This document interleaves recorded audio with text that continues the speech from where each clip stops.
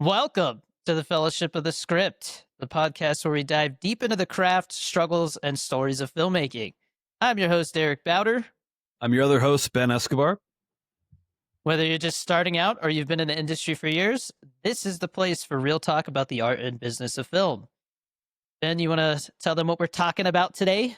Yeah, so a lot of you guys are writers. I think everyone is a little bit of a writer if you're wanting to just act on an idea that you have and make a movie out of it. And so we thought it best to talk about how to write a screenplay and kind of where to start with that.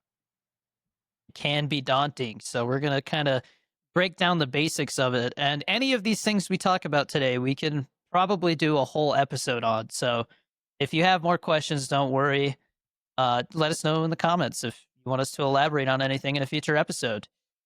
But just to kind of start here, we chose this topic because when I know Ben could probably relate to this, when you're first trying to write a script without really any knowledge of how to do so, a lot of mistakes can be made. And there's a lot of things that we had probably wished we'd known sooner. But just like any other career or profession or skill set, you have to go find those places where that information's at. And so we're gonna get into that. So screenwriting, as Ben said, is the foundation of filmmaking. Without a solid script, everything else kind of falls apart, and we see that very often. There's a lot of times where a movie will come out and not do so well, and it'll later be revealed that they were kind of making it up or changing the script constantly as they went. And without a solid blueprint for production, you kind of are left in a bad spot, and it's hard to make a good movie without that solid blueprint. And a good script can do a lot for a filmmaker, whatever it is that you want to do, whether you're writing something to act in, or you want to be a director, or maybe you just want to be known as a writer. A good script can definitely be a calling card to start a writer's career. But the process, like we said, can feel overwhelming. So we're going to get into format, structure, dialogue, character arcs. And Ben, go ahead and start us off here talking about the core of screenwriting. Yeah, so I think to take a spark and boil it down to a single powerful sentence is essentially what a log line is, or sort of like a one sentence, as gripping as you can possibly be, hook or pitch, I guess, for somebody to understand what the movie is.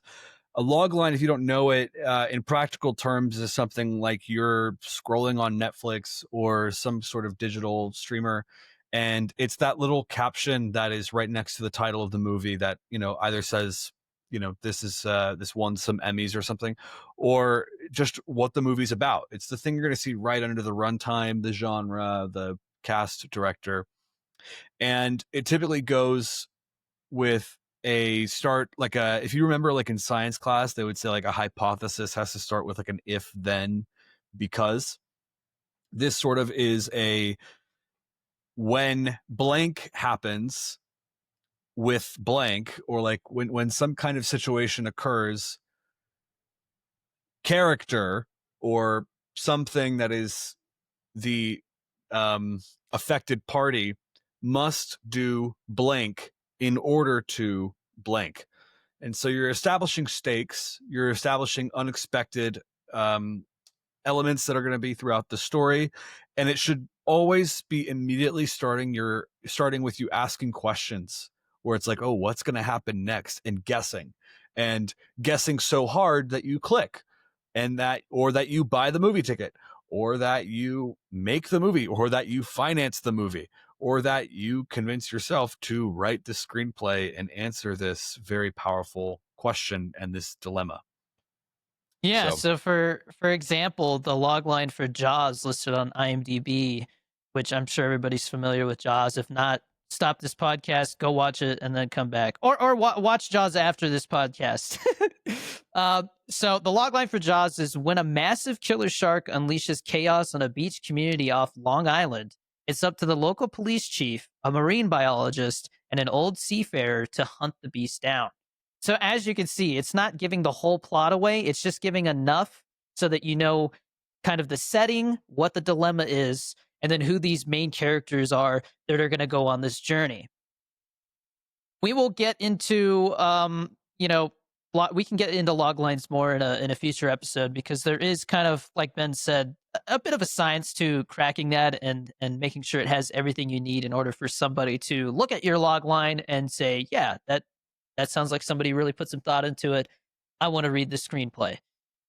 So next, we're going to talk about structure and why it matters. Ben, you want to go into that? Yeah, sure. So if you have ever seen a play, there's oftentimes like act one and act two, and then there's like an intermission in between. Something in movies, and this is not to isolate plays as like only two act sort of storytelling things. There's an easy way to break it down with movies, which is a three-act structure, meaning a opening, an inciting incident where the thing kind of happens, an end of act one that's sort of the point of no return, like the journey is begun. They have left home, they have left the Shire. Um, Beginning of act two, facing the first problems after, leaving the Shire and being on that journey. And then the midpoint, which is sort of the point of real no return, and something that occurs that shifts the entire stakes of the movie, changes the entire context of the movie as we know it, even down to the genre. A good example of that is if you've seen a movie called Alien. You can say that that movie kind of starts as a sci-fi mystery, and then the midpoint shift turns it into a contained horror movie. And the best midpoints are always a genre shift like that. And obviously, leading into that, you have the end of Act Two, which is sort of the all hope is lost moment. I'm sure you've heard of that. That's where sort of this plan to undo the crazy cataclysmic happenings of the midpoint fail. And then you have the beginning of act three, which is the sacrifices have been made, the person has died, and now this is the one final effort to try and make it happen, which leads us into the climax, which then, is the big final battle, pretty self-explanatory, which then leads into the resolution, which is where do we go from here and how do we, understand this new world now after all of this stuff has happened. You don't always have to follow that structure, but in some ways, even the most experimental movies kind of do. And it's very fun to watch a highly experimental movie and kind of track this, hidden in plain sight classical three-act structure. I really enjoy doing that. But yeah. Yeah, and I think it's always important to I guess talk about how when you're starting out, a lot of people want to right away kind of change the rules or do something edgy, but there is a difference between knowing the rules and knowing how to break them without, ruining the whole thing, and not knowing the rules and then just kind of, it's total chaos because you're not following any kind of story structure or plan. And producers, the people who are going to greenlight your film if you're trying to make it, maybe it's maybe you are making a short film and you're trying to get people on board to help you make it because you don't have any money, so you need them to be on board with it. They can spot when something isn't working because it's not, following any kind of rules or structure. So make sure you learn the rules before you try to break them. There's a big difference between knowledge and stupidity, as they say. um, I guess I'll get into how characters drive stories. So audiences, they often connect more with the characters than they do the plot points, and relatable flaws and goals do matter. So, I mean, just like people in real life, everybody has their strengths and weaknesses, and using those strengths and weaknesses to drive plot often feels better than just characters who are kind of going through the motions and don't really feel like they have an effect on the plot. I remember there was a movie recently where people said that, and I can't really, it's not coming to mind. There was I don't remember what it is, but you can definitely tell when it feels like, oh, so basically I can switch these two characters back and forth and it doesn't affect the plot at all. That's how you know that you're not writing a character driven story, or a story's neglecting character over plot. We could do a whole story on character versus plot and how the two affect each other and work together. Every great film not only has a great plot, but it has great characters that you care about, so that when the plot kind of puts things up against them and they're at odds, you actually care about how they react to it and whether they overcome or fail to overcome it. And then obviously, one of the things that people talk about a lot when it comes to screenwriting and great screenplays is dialogue. Tarantino is known for having crazy good dialogue that just feels lean, purposeful, but also true to characters' voices. In other words, you if you were to, and this is a great test by the way when you're writing something, if if you have good characters and good unique voices for them, you should not be able to switch those characters and feel like the dialogue that you wrote works for both of them. It should feel like, oh, I switched the characters here and this dialogue makes no sense for them. Okay, cool. That's a unique voice. I often use that trick all the time. Um and I don't know, Ben, what do you think makes great dialogue without getting too deep into it? Again, Sh- we could do a whole episode on dialogue. Sure. I mean, it's hard to say. I mean, a lot of the dialogue is going to be based on performance, and if you feel like you've written a really wonderful monologue and you're seeing it in action, you're on the shoot day of your short film, it's might be a bad experience to like see someone perform your exact words, and it's going to feel way different when you're seeing somebody else speak that out loud. So a good way of testing that as well is doing table reads, which is essentially getting a bunch of actors together in a place to read through a script in full and perform it as if the camera is on them in that moment. That way you can kind of get an understanding of like, is this dialogue working when spoken out loud? Was it just better in my head? Or is this actor that's reading it just not the right fit? And this is where I need to go better with direction. In terms of Yeah, like, or go ahead. I was going to say sometimes even just reading your dialogue out loud will expose if something feels a little clunky or corny. Again, it's very performance based, so we could talk about the different things that go into pre-production and how rehearsals are very important to, I guess, testing to see if your screenplay floats. Now that you have your actors, but continue, Ben. Yeah, I also think a fun way of looking at dialogue when you're writing it, since that's a lot of the sticking point for a lot of new writers, is they don't know how to do the dialogue. It's sort of the hardest part. And for me, I relate to that a lot because it's very difficult to say things um, out loud without sounding too direct and kind of encouraging the audience to read between the lines and kind of, you know, say things without necessarily saying it.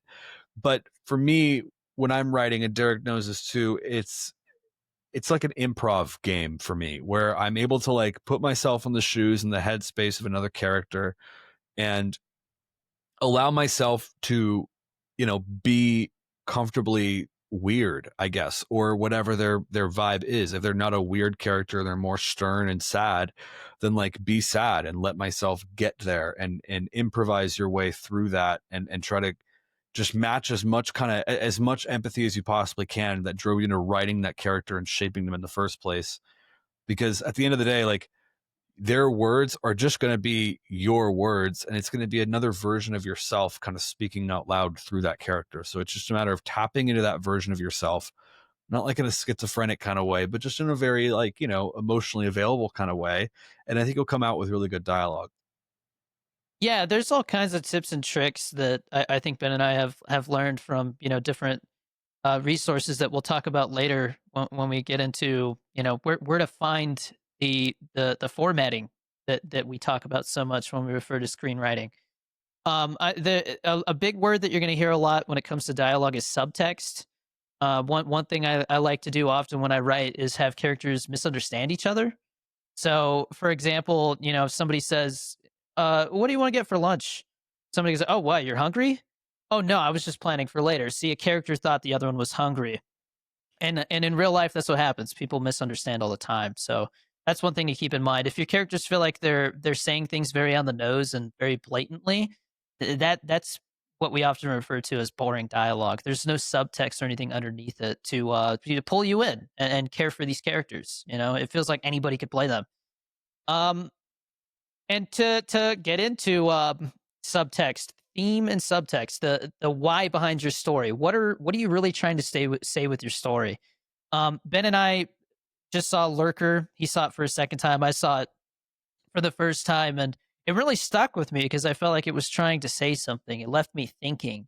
And often, good movies that have good subtext and really lean into their themes will leave you with questions and leave you wondering what the filmmaker was trying to say. And often when you watch movies and they don't really like stick with they don't stay in your head maybe days after watching it, it's because they didn't have a lot of subtext or they didn't lean into the theme. Maybe there wasn't a lot of there wasn't character arcs. I think character arcs are, again, talking about character driven stories, super important. It could be the smallest change that a character goes through, or maybe caught stealing was a great example of this. I don't want to spoil it, but there was a very clear arc in that movie, and I really liked how it wrapped it up, and it felt very classic. Movies with great character arcs often feel classic because there's a I can't remember the name of the book, Ben. Maybe you do, but there's a book that essentially breaks down how there's only so many types of stories out there if you break it down to a specific structure, like a hero's journey or Save the Cat, things like that. Um, yeah, theme and subtext. Don't forget that when you're writing your story. If you get to the end of it and you're like, "Wait, what is this actually about?" You're probably gonna have to go back and weave it in there. And some movies feel a little tacked on when it comes to theme if you don't have a plan of how to incorporate that from the beginning. So, I highly encourage you to not start writing the actual screenplay if you don't know what the theme and subtext of what you're trying to say with it is. Agreed. And I think there's a good practice of self awareness to have when you're putting in the work to write out a full feature screenplay, which is not easy. Like, it's not just something you decide to do on a whim. Like, it is a big decision, it is a huge time commitment. And especially to finish it, there's kind of no way in hell you don't have some kind of a theme or some kind of direction for it, because there's a reason that this idea has compelled you personally enough to commit to this. So tap in on that. It's fairly self-explanatory. I think another thing that's important to talk about is formatting and the basics of that. I am a snob about that, and I just am this kind of guy that can tell from the formatting of the screenplay, what software you used by it based on, like, the fucking font shape exactly, and then the margins. Like, I can tell the difference between a Celtic script and a final draft script, or really like a Celtics free trial script and a fucking final draft script. Um, Highland and Writer Duet are, I think, a little bit more the same, but like Celtics, it's free. But What do you write in normally, Ben? final draft always. That's just Final like the draft? industry standard. That's what everyone uses. When you're asking someone to send you the Word doc equivalent of your script, you're saying, "Can you send me the FDX?" and which is the final draft file. Yeah, I, Um, I write in fade in, which allows me to export all those different kinds of files. So if for example, if Ben and I are working on a script together, maybe I work on a draft, I can send it to him with the final draft type of file that is it FDX, like you said? Yeah. And then he can import it and then he sees it like, just like I saw it. So definitely keep in mind when you're starting out. Okay, for example, if you're starting and you're like, I don't know if I want to do this long term, I just want to try it out. Maybe don't spend, $250 on a software. There's free versions of software out there to start, but just keep in mind that um, if, like I said, if there is a situation where somebody wants to pull that script into their software, you may be limited. So explore all your options. Final Draft, like Ben said, is the industry standards. That's what they mainly use in writers' rooms for TV and stuff. So, um, but it is pricey. So think about it before you drop that money. And I think a lot of these have free trials now, so you can always try a free trial out and see what it's like. But please do not just open Google Docs or Microsoft Word and start typing away like it's an essay. I have received plenty of scripts in the past where somebody wanted me to take a look at it, and I immediately told them, okay, I'm not going to look at this if it's not proper format. Like, I can't see it in my head if it doesn't have slug lines and proper dialogue blocks and all of that. To me, it just kind of feels like I'm reading a novel, which novels and screenplays are completely different, and you will see. Um, when you look them up, the kind of general consensus is that screenplays, you really are only supposed to write what you can see and hear. You want to avoid putting too many things that are like going on in the character's head, unless it is important to the way that your story unfolds or something like that. Again, don't try to run before you know how to walk. You're just gonna trip and it's gonna be a mess and you'll get a boo boo. You know. So, uh, I think we can move on to the ad break unless there's anything else you want to say about formatting, Ben.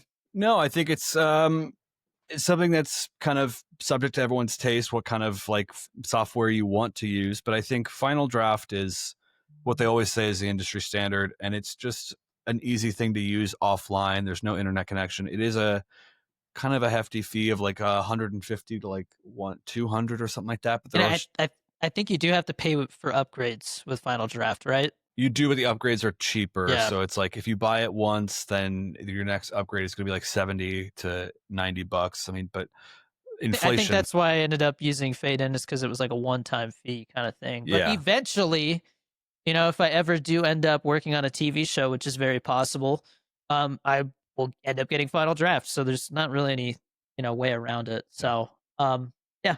There's collaboration tools on there too. There's a lot of good use for it.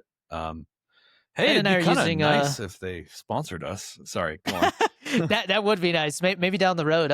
Ben and I are currently using Writer Duet to write together. But there's other software that you can do that with. But Writer Duet was the one we decided to try out, and it definitely has its like tool issues. Like I find myself accidentally doing something that I didn't mean to do. So it's every software has its own quirks. But now into our ad break. Subscribe to the Spotify, Apple Podcasts, and YouTube channel. The YouTube and Spotify versions do have video. If you're somebody who just likes listening to audio, Apple Podcasts is there as an option. I think we have like 6 ratings on Spotify, which is really cool. We just hit 100 subs on YouTube the other day, which is pretty sweet. We're going to talk about milestones here in a second. But if you want to just keep up with, whatever behind the scenes content I'm posting or whatever is going on in my life, I post a lot of stuff on my Instagram story. You can follow me on social media. My username is at DannyDorito23. Ben goes by. At Real Ben Escobar or at Genie Boy Games. And then we also have a free Discord you can join if you want to come talk about filmmaking. You could honestly talk about whatever you want. Just be respectful. Don't cause drama. And that will get you access to occasional giveaways. Speaking of giveaways, like I said, we do have some milestones. We just hit 100 subs. So I did a special giveaway where I chose 5 people to receive 10 sample packets of G Fuel. Shout out to G Fuel for sponsoring me. I've been sponsored for like almost 4 years now. We do plan on doing another set of giveaways like that for when we hit 250 subs on there. And I also do plan on doing a couple of smaller giveaways for when we hit 10 Apple Podcast reviews, 10 Spotify ratings. And also when we hit like 250 members on Discord, which we are quickly approaching. I think we're around like 210 right now. So come join. It's free. But what isn't free, but has a lot of value, is the Patreon, where there's even more exclusive giveaways. You have access to hangouts, film fellowships.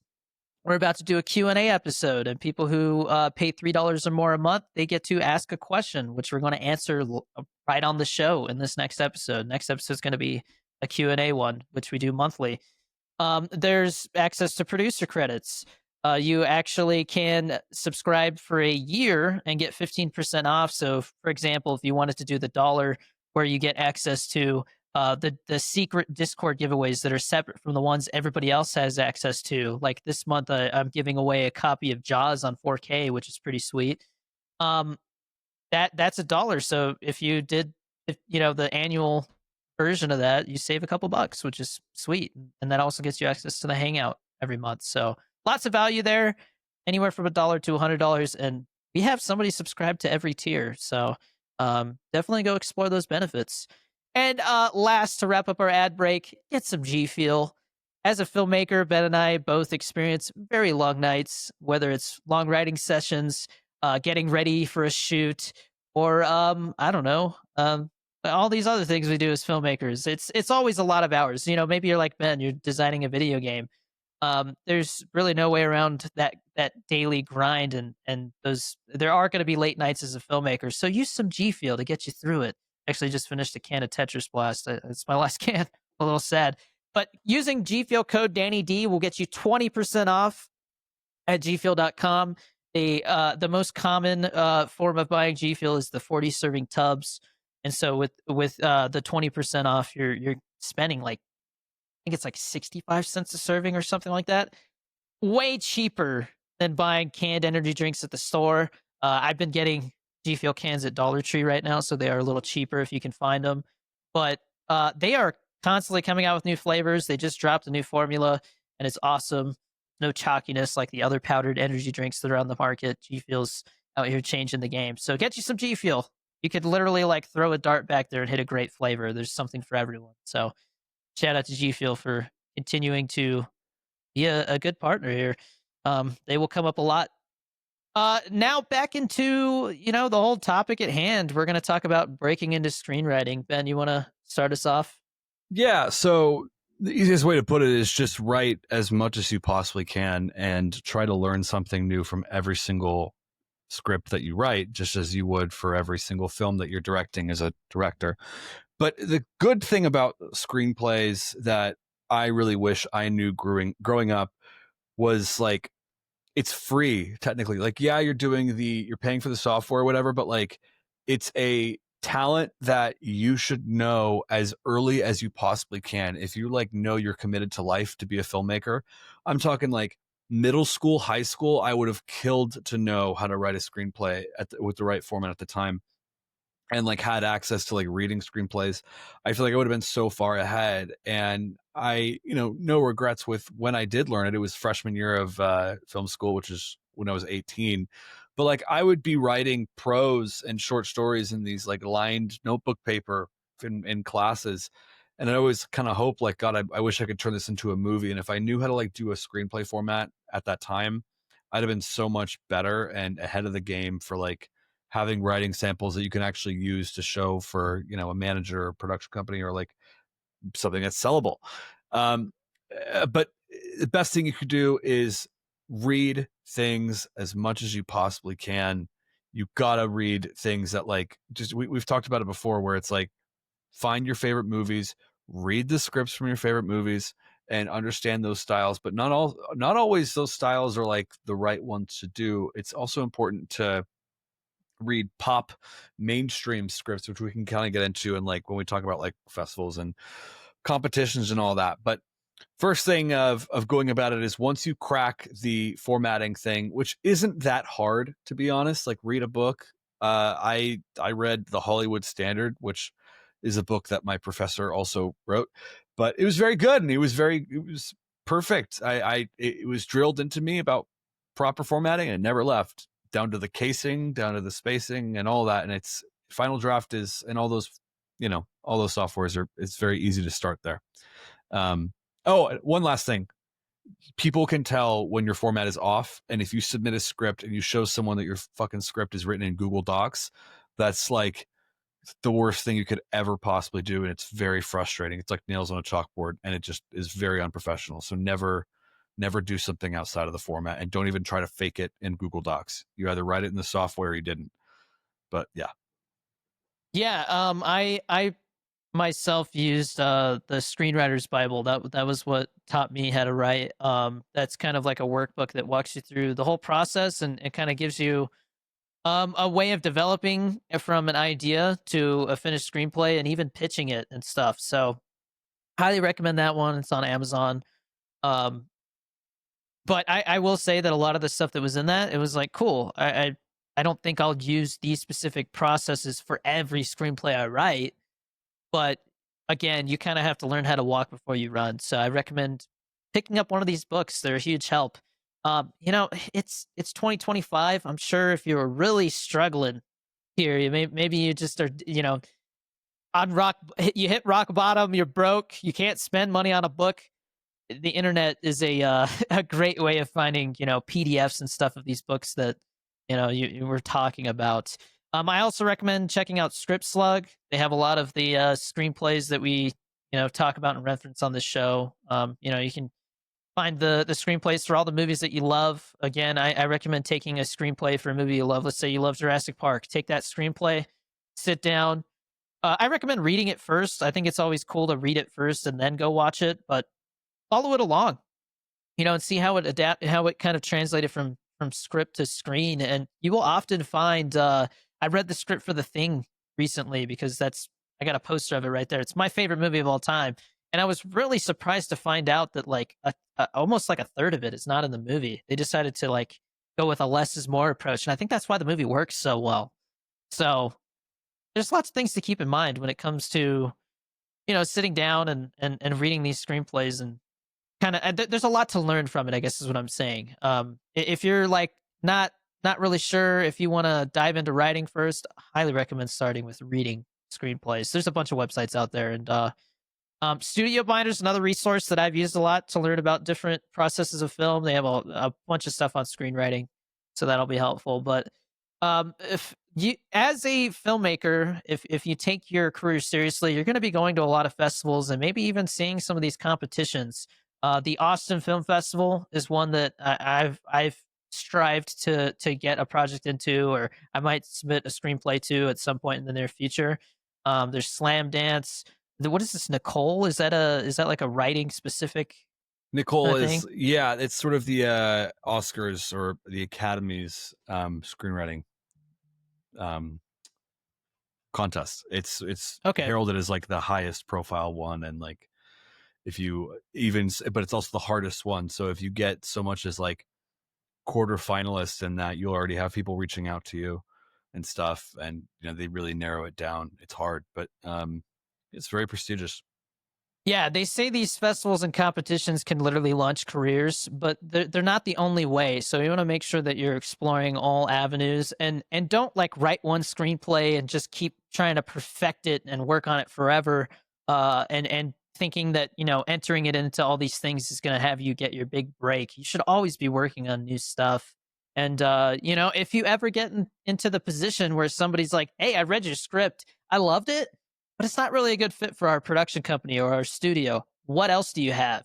The last position you want to be in that moment is like, I mean, I have an idea for one. You should have screenplays that you can like send to them, you know? Because I think if you're at that level where you're already talking to people and having meetings like that, unless you're like I guess a Nepo baby or something like that, like you should have written other stuff. Nobody's going to write their first screenplay and just all of a sudden be like, uh, Sorkin over here. You're gonna have to learn and trial and error, just like everything else we talk about when it comes to filmmaking. Many writers break in by writing good shorts or a good pilot or a proof of concept or a feature, and then getting that made. Maybe you're like Ben and I, where we write our short films and we go make them ourselves. That can be very powerful. Oftentimes, people run into the dilemma if they're just trying to do one single thing. It feels like nobody wants to hire them or nobody wants to make their project. If you haven't really established your name or made some stuff before and shown that it works on screen, you kind of have that issue where it's like the chicken before the egg. Nobody wants to hire or work with you because you haven't done it before, so you might as well just go do it. um, and building your own audience online, like Ben and I do, that can get you noticed just as much as winning contests in some certain cases. I mean, Curry Barker is a great example of that recently, with literally making his own film and dumping it on YouTube, and then that led to getting the funding for another film that just got bought at TIFF for over 15 million. They're saying now, so it's possible, but you got to do the work, and it's a lot more work. Often in filmmaking, I find that it's a lot more work than you think. So, but don't get discouraged. Everybody has to, put in their hours. Ben, I you want don't. to get into? Oh, sorry. Go ahead. I would just say I would almost argue that building your own audience and having your own kind of leverage and value away from a contest is way more powerful and meaningful than getting in any kind of contest like that. It's a different kind of trajectory. It is a slow, long, hard trajectory of like things like getting into Blacklist. And if you get, recognized by Blacklist and you're on this list of, the best, you're on the Blacklist, then people will scout, those scripts and read those log lines. And they're typically like really pop, and they're very much like unconventional kind of storytelling, also very like sexually forward storytelling that's like all kind of quirky and very much like also sometimes parodies of the industry or specific people in the industry where it's like inside jokes. And I am kind of agnostic about the Blacklist, but I think in terms of just being a person in the in middle America who just has a good idea and wants to make a movie out of it and believes their ideas are good and fun. I believe like building a following and proving your value in a way that no one else can take that from you is much better than just hoping and praying you're going to win at one of these competitions and then get picked up after that. They also cost money, and it's a Yeah, lot of money that you can drop into those and lose, and it's very hard, and especially if you're like really like save like going through your savings on this. I would not be scraping savings for these competitions by any means. Maybe like once or twice so you can learn the lesson and not do it again and feel the pain. But like, yeah, it's it's not always worth it. it can often feel like a coin in the wishing well, and you don't want to be the person who's just throwing coin after coin instead of going out there and kind of. I guess a funny way of saying it is like digging your own well. Figure it out. Like, I mean, but if that was the main way that people broke in, then you would hear about it more. And I honestly don't hear about these writing contests and things like that as much as I used to, especially the blacklist. I remember when I was in the Coast Guard, it was like a big thing, and now it's kind of like you said, it's almost like a place where people put a feather in their cap, and a lot of them are screenplays that will never get made because they're just so ridiculous or so kind of like a like you said, a parody of something. It's like nobody. It's very rare that somebody's gonna make something like that. Um, but anyways, on to networking and opportunities because writers are another department in the film industry, and there is a crowd of people who are also writers, and you should be interacting with them. There's writers groups, online communities, places where people exchange feedback. Feedback is obviously crucial when it comes to writing. How else are you supposed to learn what's working, what's not when it comes to your style? Besides hearing people's opinions about it after they read it. We actually have our own filmmaking fellowship in the Discord, a part of the Patreon for tier 5 members and up. So for $25 a month, you can meet with us and we can talk about your script. I will read your script if you're a part of that community. So take advantage of it. Um, we talked about pitch fests and stuff like that. For example, the Albuquerque Film and Music Experience does a pitching contest, which is pretty cool. But I've always been kind of hesitant to get up there and do it because keep in mind, if you have a really good idea, the whole crowd is hearing it, and then somebody might take your idea. So I'm always hesitant about those pitch fests and kind of things like that. So um, always register your screen if you're gonna be giving it to people and seriously trying to make it. Always register it with the WGA and get it copyrighted. I just did that for my script that I'm kind of like showing around right now that I'm supposed to shoot next year. So be smart. We can talk about the idea of if is somebody actually going to steal your script later. I don't think people are going to steal it, but somebody might try to say that you copied their idea. That's what I think is more common. um but that's topic for another episode. Yeah, I think one more thing to say about pitch fests and labs. There are certain ones that are big name drops. Like Sundance has a really good one called the Ignite Fellowship. But the funny thing about that one is you have to be 25 or under. And so if you're making shorts that you think are good or just like you have money to spare to like submit an application to that, it is worth it just to try your hand at that from like 18 to 25. It's 7 years worth of submissions, and they'll remember your name. And having a smaller fellowship like that that's very limited to a small pool of people, it's kind of like not as complicated or difficult as it seems. Like obviously your work needs to really show for itself, but like you having a name drop of going to some subsection of Sundance, despite it being like, oh, it was for 25-year-olds and under, like the fact that you can say you're a Sundance fellow is like puts you leagues above so many other people and is such a powerful name drop that will open so many doors for you on impulse. Like that's oftentimes all you need. Same goes for Film Independent. They have a lot of different labs of all kinds. Stage 32, but like it's worth getting the experience to like get in front of managers and stuff like that. And that's what those services are really good for. Roadmap Writers is also an excellent service where you can kind of get consultation from execs and managers for a price, but it's worth getting the exposure to those people, because if you don't know how to talk to those people and you're very mystified by them, that's going to be a problem because they're just going to like immediately not take you seriously. So some of those services are good for practice at the very least and demystifying the role of the executive or the manager. Then also sometimes you might strike a connection with somebody that they'll actually want to sign you from that program, which happens very, very often. And Roadmap is actually geared towards getting people to be signed. They have a big counter on their website. It's very good. Um, Do you you want know, to talk about agents and managers more? Sure. Yeah. I mean, they are. So the difference between an agent and a manager, I guess I'll put it from how a professor described it at film school, is like the agent is the person you're calling when you need them to close the deal and do some kind of technicality thing, and they're coordinating with the big studio head or studio executive to close your deal and make sure you're getting paid. And the manager is the person you're calling late at night when you're crying because you want to give up everything and you're contemplating suicide. And they're like always going to be there Jeez. for you no matter what. And well, that's what the professor said. Yeah, Um, yeah, yeah. they're always going to be there for you. And they're more So there of like dramatic. a, yeah, they're there for like a kind of overarching belief in you as a person and your career and kind of pointing you in the right next direction and more big picture. And agents are more instantaneous. Like if there's a task at hand to do, then they will do that.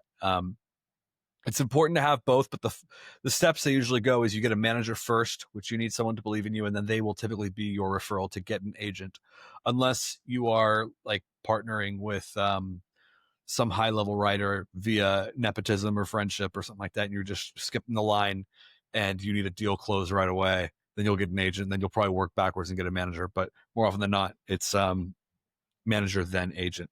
And they're important to have. Obviously, like we talk a lot about managers, and it's good to have someone on your side that believes in you, but is also giving you practical advice and has the relationships to back you up, and is talking very nicely about you behind your back and promoting you and you know fighting for you. That's it's not possible to make way in this business without that.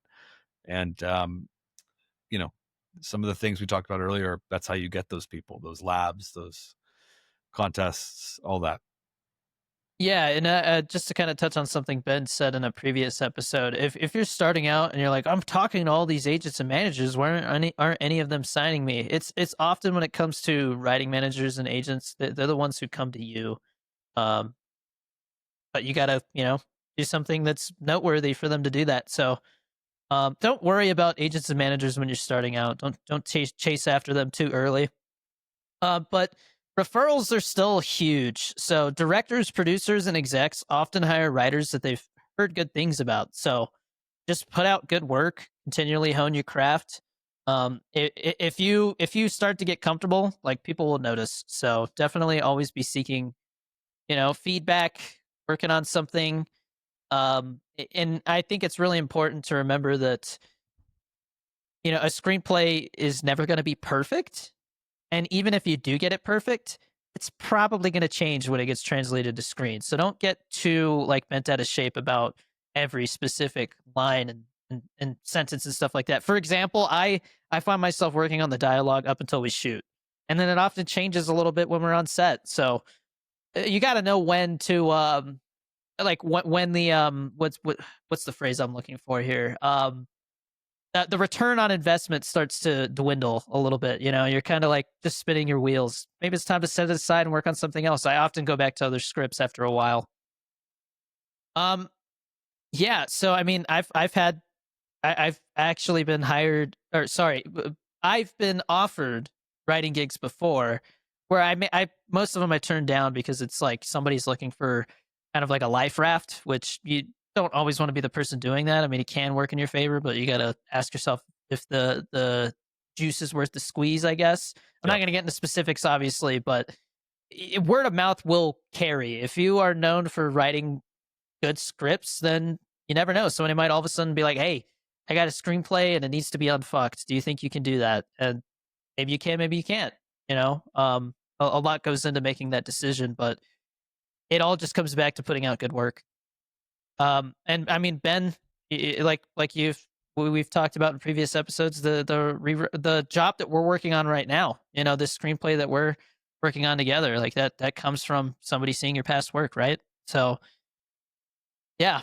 Um, You want to say anything else before we kind of start to wrap it up? I mean, aside from the past work, like a lot of it is an emotional currency thing where like if you're not emotionally bound to that person, whether it's friendship or family or romance or anything like that, or just pure likability, like nothing's ever going to happen, because at the end of the day, the final trump card of the, difference of you getting a job or not, or having a career or not, is purely based on feeling and relationships, which is frustrating and beautiful and absolutely ridiculous at the same time.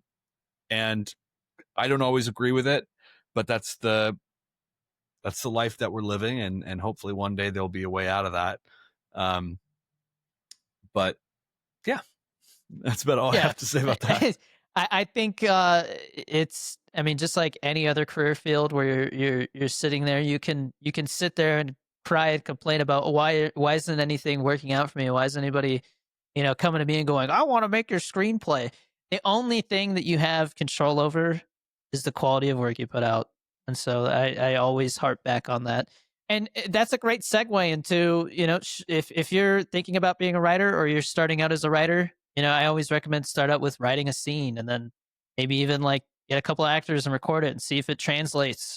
Work up to short films or maybe like a TV pilot, or start writing features like Ben and I are right now.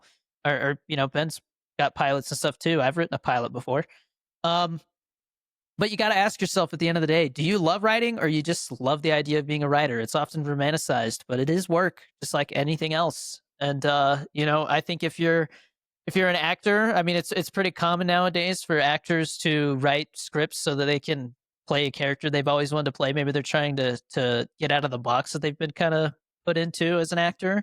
But I see it more often being actors who are also producers, and they find screenplays to attach themselves to.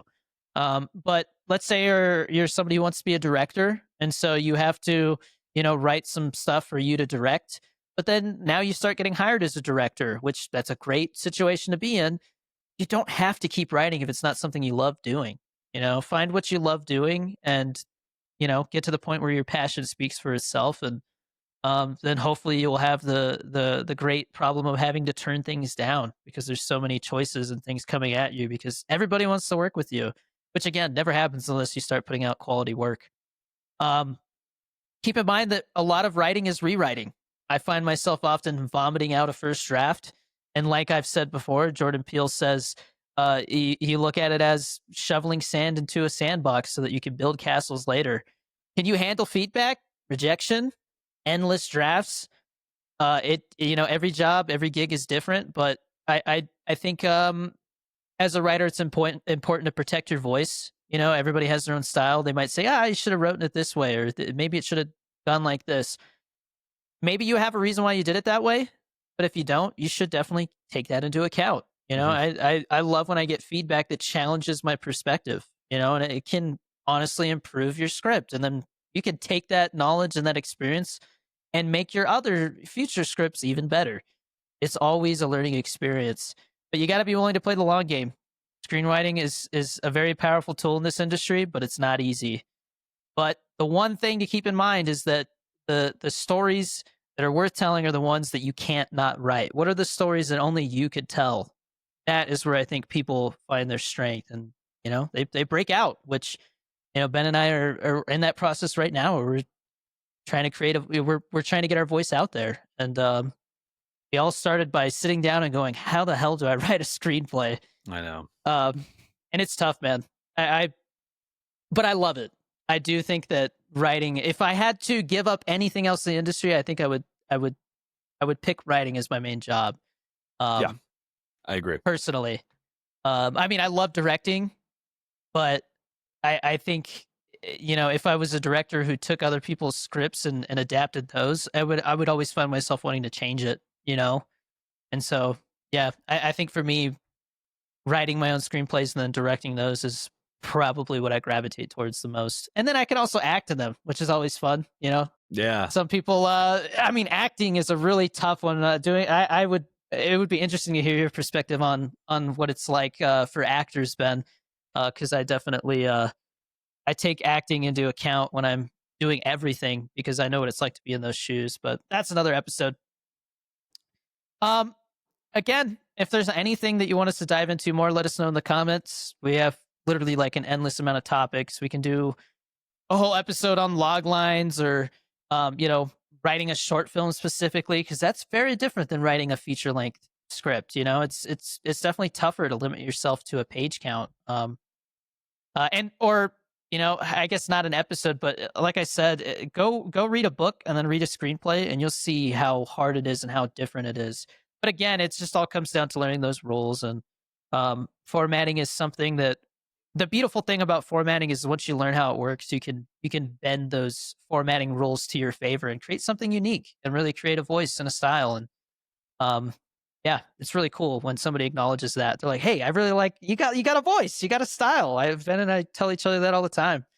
Um, but yeah, to close this out, what's one cool thing from this past week? Can be writing related or not, Ben, that you want to talk about? Um, man, hard to say. I enjoyed hanging out with you in LA. That was a highlight. Great time, yeah. We got to see Lurker. Seeing that twice was fun. Yeah, I think that's my answer. I liked hanging out with Derek. Yeah, me too. That is my answer as well. I'm really glad you pushed me to go see Lurker with you, man. It's definitely stuck with me, and Nice. like you said, it's such a like a bold Yeah, idea, story, execution, everything. Definitely check that out if you have the chance. It's not playing like anywhere, but I it'll be know. on streaming soon, I'm sure. And I look forward to watching it again. I'm definitely gonna watch it with my wife. Um, one thing that I'm looking forward to this next week is having a door for my office finally. That's gonna be great. What about you? Honestly, just getting more meetings out of the way and meeting new people. I had an interesting development with a project I am hoping to do, a huge project I've been always hoping to do. It probably will be a long shot though, but I'm going to try to put the best foot forward to make it happen. And I can't say the name of what it is, but if you know me and you know what I've talked about and loved and said very openly about what my dream project is, it is that one. So that's cool, I but think we'll it'll see where it happen. goes. Thank you. I'm betting on you, man. I think the like I said, when you pick a story that nobody else can really like tell the way that you're trying to, you know, like that shows. And maybe it won't happen, you know, tomorrow, but it's very often in Hollywood where you hear people are like, I've been trying to get that made for 15 years and it Oh yeah, finally yeah, happened. yeah. You just can't give up, you know. I Um appreciate it. We'll see where it goes. yeah, It'll be a good learning experience if anything. hell yeah, man. Next episode we're going to be doing a monthly Q&A episode, so join the Patreon if you want to have your question answered directly. Obviously this podcast is new, so put some in the comments too. We might pick one or two from the comments. So if you made it this far in the episode, ask us a question about filmmaking, and or it could be anything filmmaking related. Maybe it's, you know, what have Ben and I think about a specific movie. I'm always down to answer something like that. We will also be announcing this month's giveaway winners, so you still have a chance if you go to the Patreon to win one of those G Fuel tubs. We have a U.S. only giveaway and an international one because some people are always telling me, uh, they don't ship G Fuel to my country. I do. You know, I spend a lot of money on shipping, but you guys, you know, that support the Patreon, it's the Very least I nice could of you. do. So yeah, and there's also that Jaws 4K. You know, if you have not seen Jaws, go enter and join the Patreon and enter into that giveaway on Discord. Because what's wrong with you, man? I got into an argument with somebody on Letterboxd once about Jaws. They said they hated it and like, besides sound design, they didn't think it was any good. And I'm like, what are you talking about? Like, there's so many things we could do a whole episode on why Jaws is a masterpiece, in my opinion. But maybe Ben doesn't fully agree with that. Which is fine. I don't know. I feel About like we talked about it before about Jaws. I like Jaws. I'm fine with Do you Jaws. think it's a masterpiece though, like I do? I mean, yeah, ish. I mean, I have to see it again. It's been a very long time, and I'm sure I'd be speaking very highly of it if I saw it again. But I feel like I should try to go catch it in theaters if it's still playing, but I've seen it so yeah, many times, you know. Anyways, as always, I'm Derek Bowder. Ben Escobar. And this is the Fellowship of the Script. Thank you for joining us for another episode. We'll see you again soon. Until then, keep creating, keep pushing, keep telling stories that matter. Take care, guys.